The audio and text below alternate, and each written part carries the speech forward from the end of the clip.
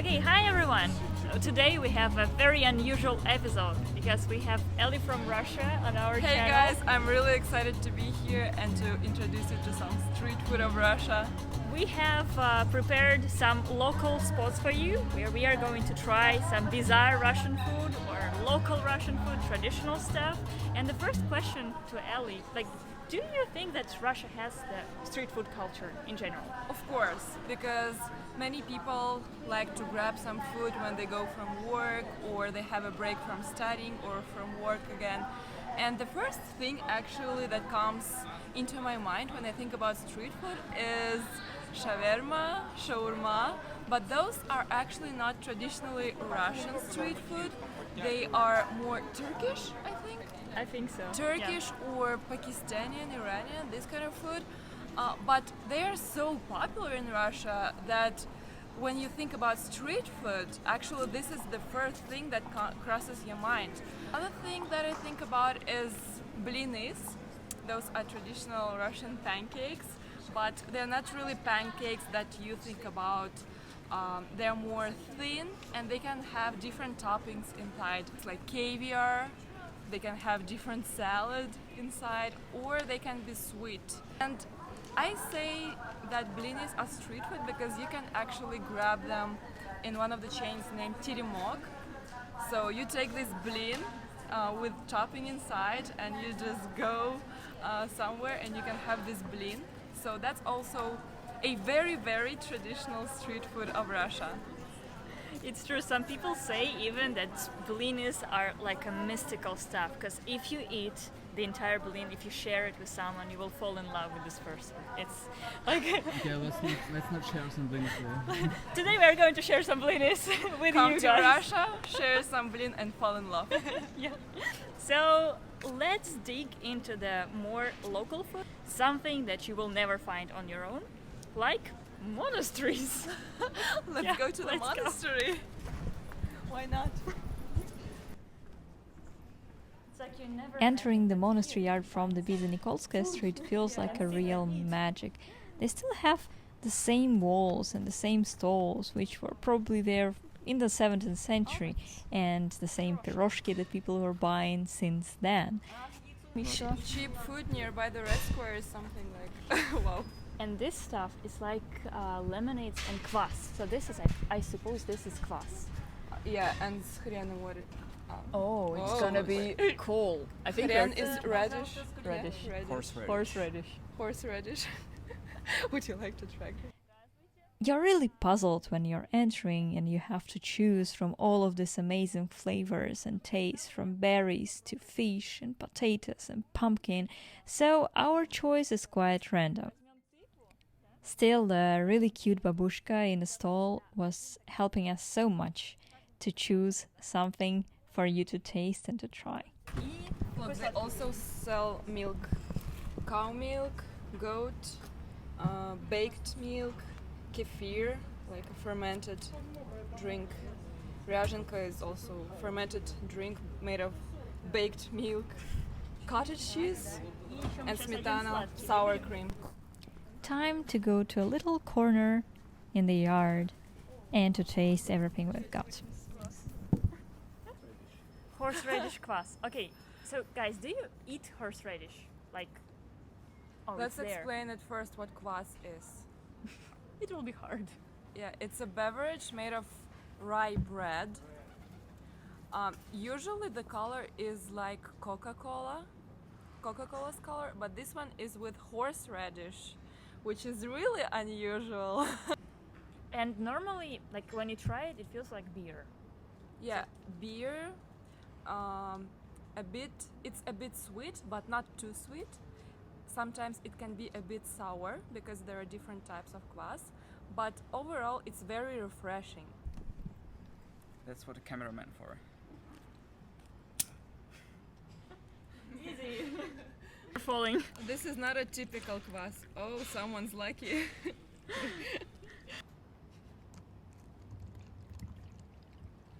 The most awkward. На На здоровье.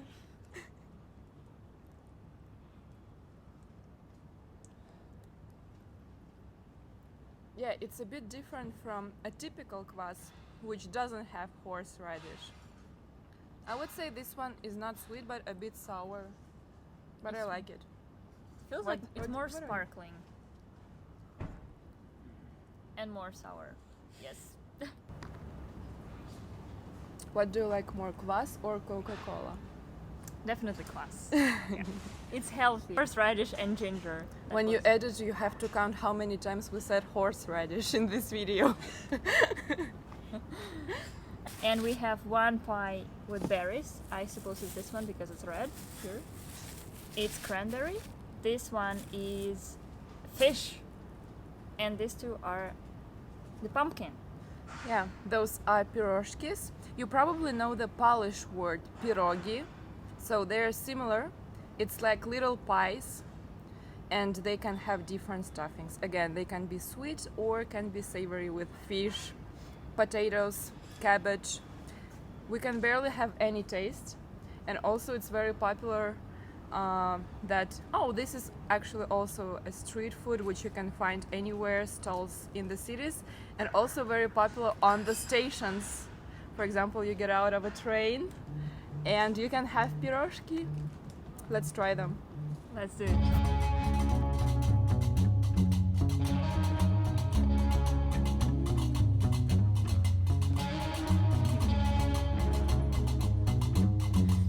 Thank you. First one with fish named rastigay. I'm not sure if this fish lives only in Russia. I don't know. Me too. And I don't even know if it's the name of the fish or it's the Look. name like of the pastry, of the form maybe of it. Really good. And if you're hungry, this is so nourishing. A bit salty. And this fish feels like a river fish. No? Mm-hmm. Like some. That's a good extension. And I think it's fish with onion or something. It's very popular that when you visit your grandma, she always makes piroshki with different stuffings. For example, my grandma always made them with potatoes. They were so good, like mashed potatoes inside of piroshki. Sometimes it can be potatoes, like cut potatoes with meat. Sometimes just piroshki with beef or chicken, some other meat. So yeah, I don't know why all the babushkas, like all the grandmas, when their grandchildren visit them, they always make this piroshki, so many of them, and even when you are full, they say eat more, eat more, eat more, and they always want to feed you, these babushkas. So when you leave your babushka, like extra kilos all the time because the piroshkis are so good. I cannot break it because it's like a round pastry, so it's really, the name is about the type of preparation. You really like scroll the dough, and now I cannot really. In fix it. America, pumpkin pies are also very popular, but they don't look anything like this. Round pumpkin pies, but the pumpkin you almost can feel it because there is, I guess, so much sugar. And here you can literally smell the pumpkin. And let's see if it's sweet or savory. Or neutral. Yeah, maybe salty even. I like the way they prepare it. You see, it's not like the pieces of pumpkin. Yes. It's sweet. But I don't think that it has sugar. Because it's not too sweet. Mm-hmm. It's the sweetness of the pumpkin. And the dough is very, very soft. Food from the monastery. Yeah, and I'm very surprised that these cost so low near the Red Square and they are pretty big and so good. Wow. Oh. Magic is happening. Yeah. I don't know how Potion. you. Yeah, it's a potion. And there are no ingredients written, so we never know what we are gonna drink. Let's hope this is like a drink of happiness and love, and not the opposite. Yes.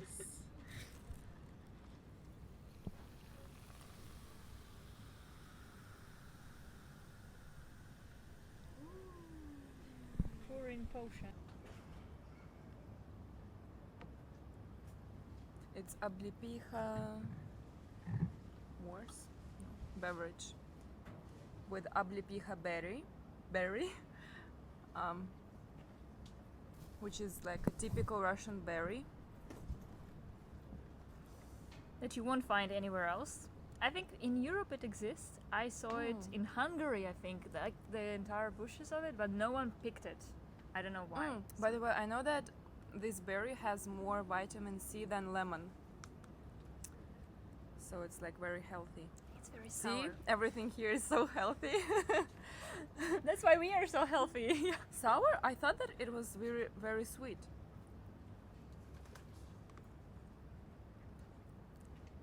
It's like So. sweet and also sparkling, as I think. На здоровье. На здоровье.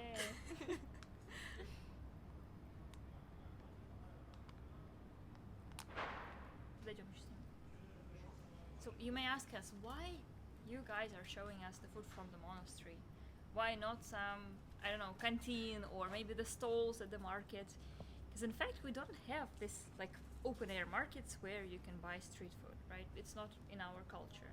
I think it's because it's cold, so you cannot just go out and eat for maybe like 7 or 8 months a year. And the monastery is always, like, it was always about preparing your own products, because monasteries had gardens with fruits, they had their own like little farms, and that's how they were basically surviving. They were selling food to the people who were walking around the streets, and this tradition continues until now, right? So yeah. Have you eaten in monasteries before? Of course. I think that every time when you go to a church, to monastery, you always grab something from there, because that food is not only delicious but also considered like sacred, I would say. So yeah, people usually always have some food there, some drinks like kvass. Let's see how much they cost. Talking about prices, one piroshok would be like $50, right? Yeah, like 50 cents for one piroshok. And what else? Like for the kvass? You have praniks here as well. Gingerbread. Oh, такая, да. SSSR! Да, вот такая символика. Cross. But if you haven't seen the domes, that's the closest you can get to. It's broken on the top. Seems like.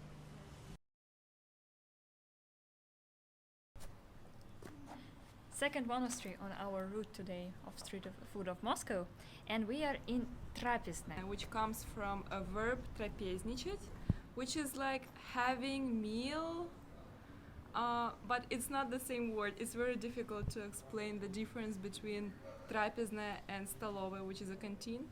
But трапезная, they are usually in churches and monasteries. And most of the times they are used by monks. So here, in fact, this is used by the people This who live here and work trapezna here is in famous for the very tasty kavrishkas, which are like honey cakes. And not only for that, but also for the amazing lunches, which all the local businessmen from the nearby district come to taste. Also, they have the charity lunches, which are totally free for the poor people, and they have special lists where they can like subscribe and have these meals given to them daily. What you see here, what we've got, is named kavrishka, and it's actually similar to pryanik, which is this gingerbread, but Russian style, made with honey.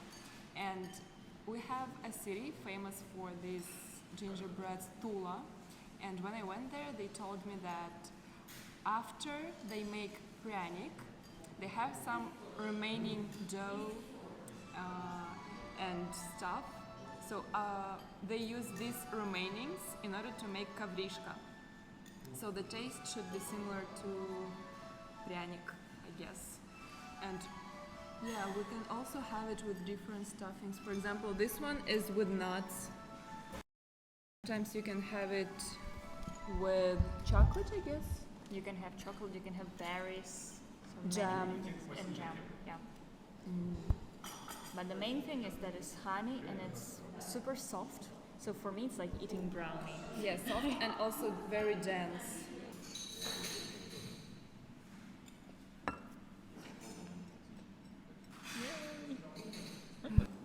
I don't even want to talk. I just want to eat it. And me with my no sugar challenge for almost 2 months, I'm like breaking all of my rules now. And Oh no. whatever I can do for you. Yeah, the cameraman says that it's similar to hematogen, which is a bar, which reminds chocolate, but it's made out of blood. So yeah, we eat these bars in order to be healthy. What? We eat everything to be healthy, guys. So different stuff. And yeah, from the very childhood, children are given these hematogen bars in order to improve the blood level. It's made of cow's blood. Cow's blood. Not human, right? We are not that savage Yeah, yet. but Russians are a bit of vampires because from the very childhood they eat these bars. After 2 monasteries and a super traditional food, we decided to go somewhere more modern, which is a Danilovsky market. So next stop on our route is the famous Danilovsky market, which looks like a UFO or octopus or however you want to call it. So what's here? Elena? Yeah, in Russia we actually have many types of cuisine. We have 85 regions, and in every region we have food which is typical for that part of Russia. We have, for example, the traditional foods of Tatarstan region, Bashkortostan, Dagestan, some Caucasian cuisine. So now we're gonna try different types of foods in Russia. Let's go! It's about us calling for a meal. Yes. Yay! In this market you can find farmers' products and fruits from all the regions of Russia, but my favorite are these ones. The cheese called chechil, which might be looking more like it's a bread or maybe even a pancake. But no, it's all cheese.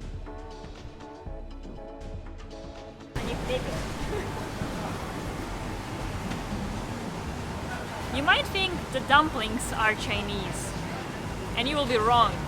Yes, because we have our Russian pelmeni, and here you can actually see how they are made.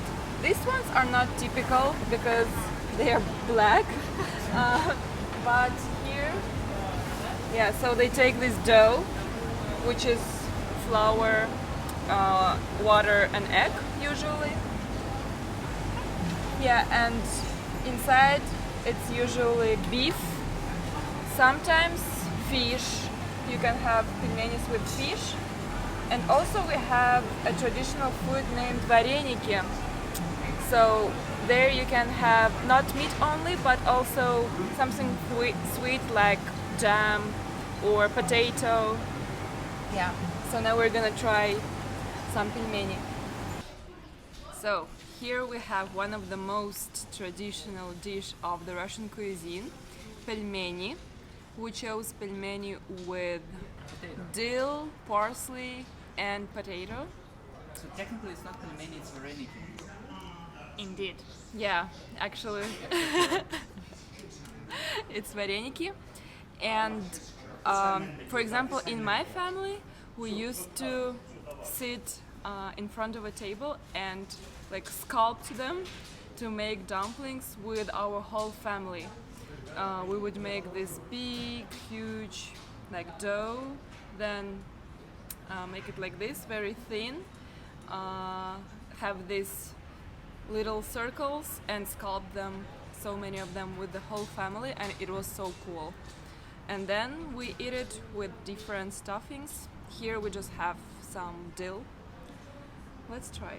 Let's try. Yeah, I love pelmeni because it's like easy in making, plus you can froze them, and then you have all of the storage for winter when you are lazy Yes. and you stay in bed and you're like, I don't want to go out, I don't want to wanna cook, I don't And- want to hunt.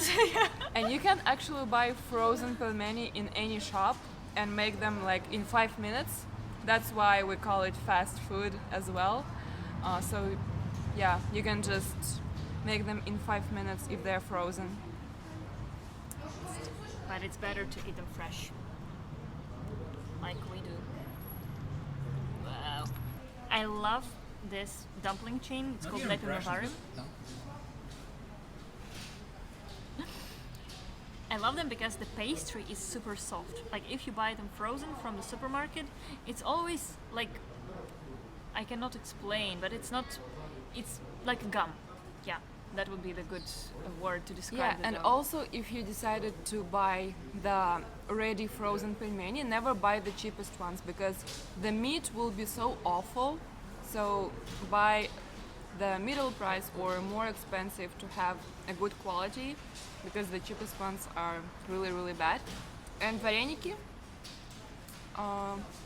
these ones actually vareniki because they're with potato. They're also really tasty, and you can choose different flavors, not potatoes only, even cabbage or jam, Mushrooms, mushrooms, Cottage cheese. cottage cheese, yeah, anything. whatever you wish. Like prepare them on your own. And also they are very healthy. It's true. If you buy the ready-made ones from the shop, also make sure that they have real potatoes and not like the potato powder, because it's Yes. not tasty. Yeah. So here you can see that it's the really good ingredient. The fresh potatoes should be there definitely. Continue. Continue. And this one is chudu, which is a flat bread with different toppings inside, but you can see that it's very, very thin. So it's not that much of bread, and it should be like light, not so heavy. And you can also choose different stuffings.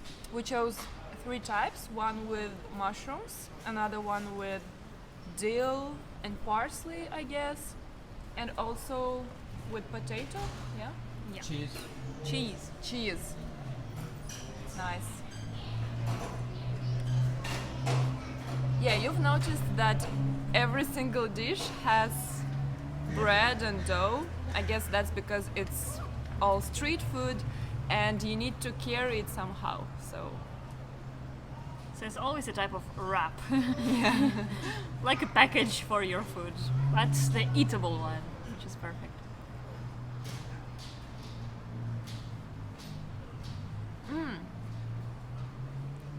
it's really cool because the dough is very thin. So you don't just eat bread. Mine is a bit salty. Mine is super really cool. fresh because you have all of this greenery here. And it's like eating pizza, but the very fresh pizza, and it's also crispy, like at the edges, which I adore. Italians are gonna cry now because you call this pizza. They even cry if I say that we have pizza with pineapple. By the way, you might have noticed that there are many dishes with mushrooms, like this one. Also blinis, the Russian pancakes, can be with mushrooms, and dumplings. Comment if it's popular to eat mushrooms in your country as well. But yeah, by finishing this video, we want to ask you guys whether you're interested in this kind of videos or about the restaurants or how we cook with babushkas, etc. So any ideas are welcome. Also comment how different is street food in your country. Let us know what you usually eat as street food. And also, guys, I will be very happy to see you on my channel where I talk about the Russian culture, things that you can't really find on Google. I talk about my point of view of living abroad and coming back to Russia, about these cultural things, and also I teach the Russian language. I have the Russian speaking club and travel to remote places of Russia, so join me on my channel as well.